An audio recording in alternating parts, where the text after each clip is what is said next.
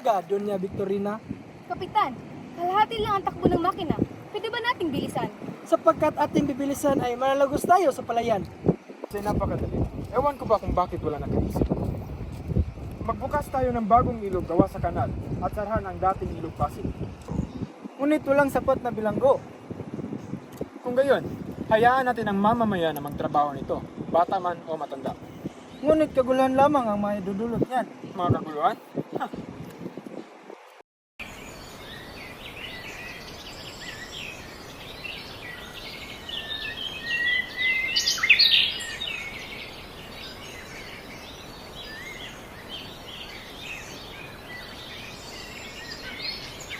Matagal na din ang huling punta ko dito. Naalala ko pa rin ang mga pangyayari. Sariwa pa ang lahat sa aking isip. Parang kailan lang ang sakit na sinapit ko. Ginoo, maaari ko po ba kayong tulungan? Ano ang ginagawa mo sa gubat na ito? Kung inyo po magugunita, dito po tayo unang nagkakilala. Kayo po ang nagbigay sa akin ng pakikiramay. Sino ako sa kanila? Isang taong dakila. Isang taong alam ng lahat ay patay na maliban sa akin. Na ang kamatayan ay labis kong dinamdam. Isang napakalaking lihim ang iyong nalaman. At dahil sa iyong nalaman, pwede kang masawi sa aking mga kamay. Totoong naparito ako, 13 taon ng nakaraan, upang dakilain ang aking nag-iisang kaibigan na inilaan ang kanyang buhay upang ipaglaban ng mga Pilipino laban sa mga pangapi. At narito ako upang ipagpatuloy ang kanyang sinimulan. At ang mga kabataan, wala nang ginawa kundi sumunod, magpaalipin at hindi pinapakinggan. Aanin natin ang wikang ito. Itatago lamang nito ang ating pagkatao at ating mga karapatan.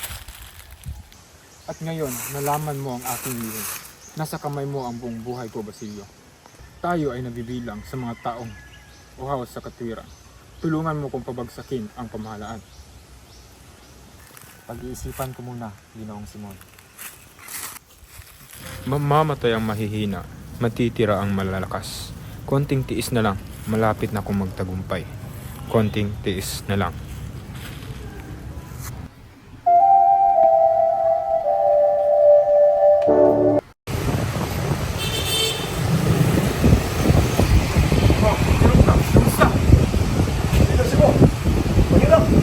Mahirap ang aking negosyo. Anong mahirap? Iniligtas kita sa mga opisyal na humihingi sa iyo ng pera.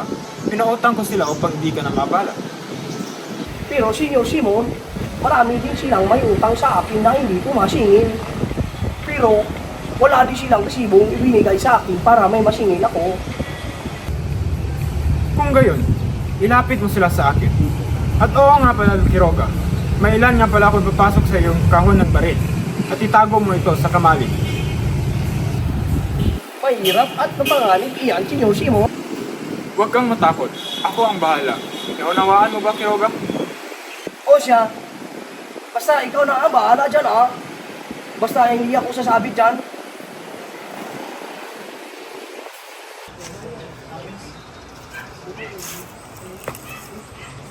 Oh, Ginoong Simon. Kamusta si Kapitan Tiago? Wala na po ang pulso. Wala na pong ganang kumain. Ano bang pakay na Ginoong Simon? Naparito ako para sa dalawang bagay. Kamatayan mo o kinabukasan mo. Panig ng umaapi o panig ng inaapi. Sa panig ng umaapi o sa panig ng inaapi? Yan ang hindi ko alam. Magpasya ka. Kailangan may magdesisyon. Sa loob ng isang oras, magsisimula ang himagsikan. Wala ng universidad. Wala na mag-aaral at wala na magpapahirap. Ngunit, ang paghihimagsik ay pagpapatiwakal. Himagsik lang ang tanging pag-asa. Nasa karunungan ang pag-asa. Subalit ang karunungan lamang ang siyang walang kamatayan. Pananalig sa karunungan at salitang pag-ibig sa bayan ang magkakaroon ng kahulugan. Mawalan ka ng prinsipyo at pansariling katauhan. Nakikita kung hindi ka isang Pilipino, kundi usabos ng Espanya. Yan ang walang katotohanan. Kunin mo ang isang taong ikaw lang nakakilala, bukod kay Kapitan Tiago. Si Maria Clara. Huli na kayo, Don Simon. Sapagkat si Maria Clara ay patay na. Patay? Paano nangyari yun? Namatay siya noong ika-6 ng hapon. Pagbalik ko, mayroong liham. Liham na galing kay Padre Salve at ito na may ipinadala kay Kapitan Tiago na dahilan na nagwala ang kapitan. Hindi pa patay si Maria Clara. Ililigtas ko siya. Iligtas ko si Maria Clara. Ililigtas ko siya ngayon. Kung Simon, humilangon ka. Wala na tayong magagawa kundi tanggapin ang katotohanan. Namatay siya na di niya man lang alam na ako'y nagbalik. Namatay siya na di niya man lang alam na ako ay buhay.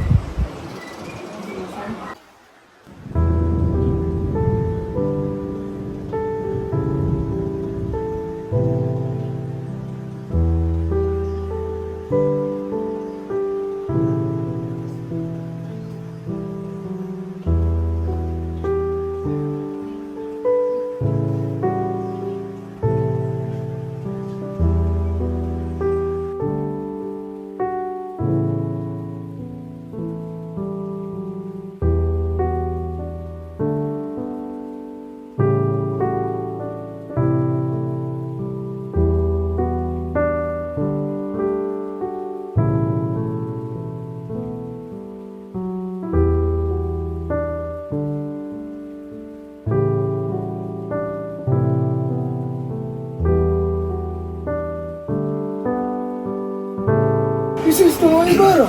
Ako nga, 13 taon na ako nabuhay malayo sa bayan. 13 taon ako naghintay, nag-alala, umaasa na may tutuwid ka sa kamalian. Ipinilit mo si Maria Clara na ipakasal sa dayuhan. Wala kang karapatang diktahan ang kanyang buhay. Ang anak ko, si Maria Clara, patay na. Hindi mo anak si Maria Clara. Anong ibig mong sabihin? Anak siya ni Padre Damaso.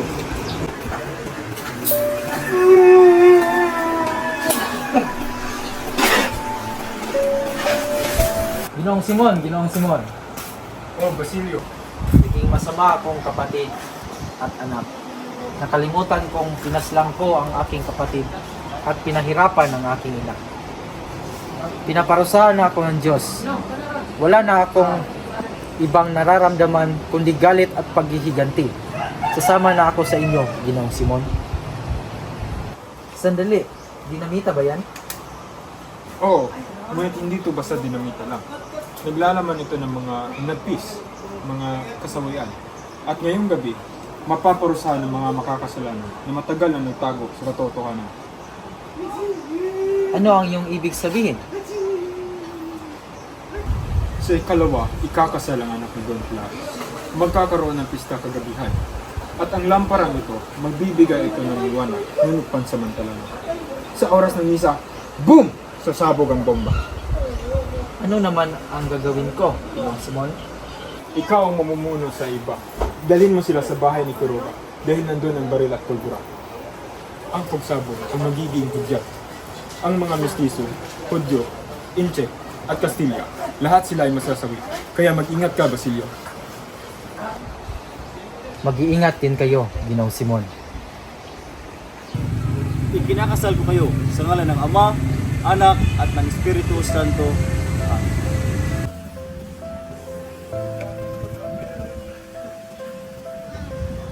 Paano mo nagawa sa akin ito, Paulita? Mahal na mahal kita. Ang ganda naman ng lamparang iyan. Maraming salamat, Ginoong Simon. Ngunit, sigurado ka bang ayaw mo nang kumain kahit saglit lang? Salamat sa iyong pag-ano. Ngunit may mahalaga pa akong gagawin na hindi maaaring ipag-isan. Pasensya na at mauna na ako. Maraming salamat, Ginoong Simon. Dala niyo ba ang regalo? Oh, dala niya. Kung ganon, maghanda na kayo. Huwag kang mag-alala, Basilio. Huwag kang mag-alala. Maayos din ang lahat. Kung isa gani, saan ka pupunta? Pupuntahan ko sa Paulita. Kailangan ko siya makausap ngayon.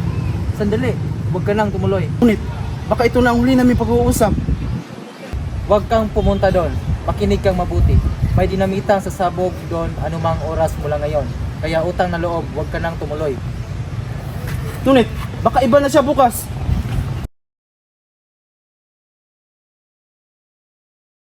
Isagani, binalaan na kita kaibigan. Sana'y nakinig ka na lang sa akin. Pagpalain ka nawa ng puong may kapal. Mag-ingat ka, O kaibigan. Simon, bakit ka nagmamadali? Huwag ngayon, Quiroga. Ako'y nagmamadali. ang ganda na ng parang bigay kay. Ay, sandali, at namatay ang sindi. Huwag kang mag-alala at madali lang iyon ayusin. Sandali, ano ito? Manitisil Pares Juan Crisostomo Ibarra. Masamang biro yan! Ano ba kayo? Huwag kayong mabahala. Hindi naman siguro totoo iyon. Ito ay nanggaling sa isang taong matagal ng patay. Tunay nga bang masamang biro ito? Ngunit ito ay sulat kamay ni Crisostomo Ibarra.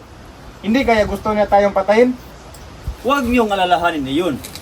Ituloy ang kasiyahan. Padre Irene, pakitaas naman ang mitsa ng lampara. Sige, saglit lamang. Isagani.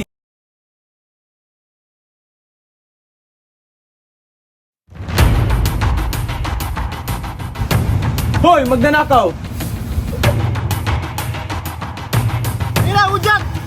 Sugat!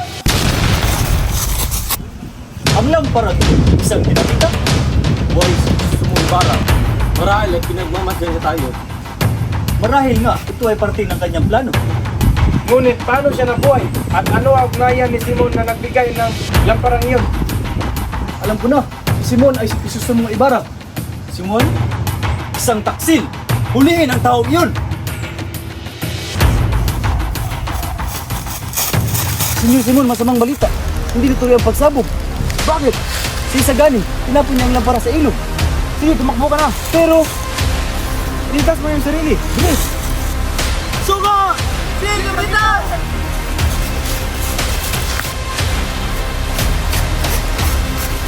Para sa bayan!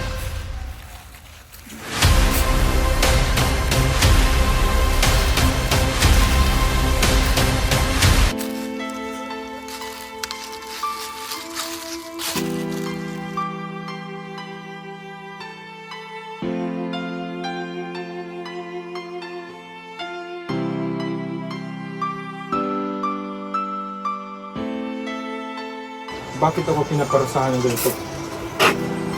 Tapos na ang aking misyon.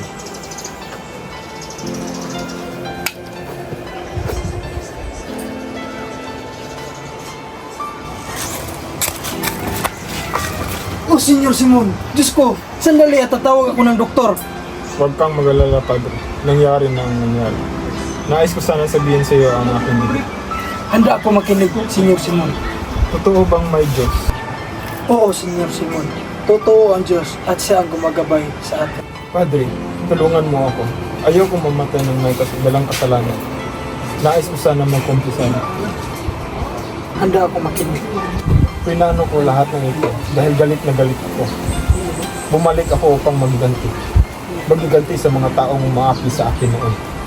Diyos ko, Senyor Simon. Tandaan mo na walang may dudulot na maganda ang pagiging ganti.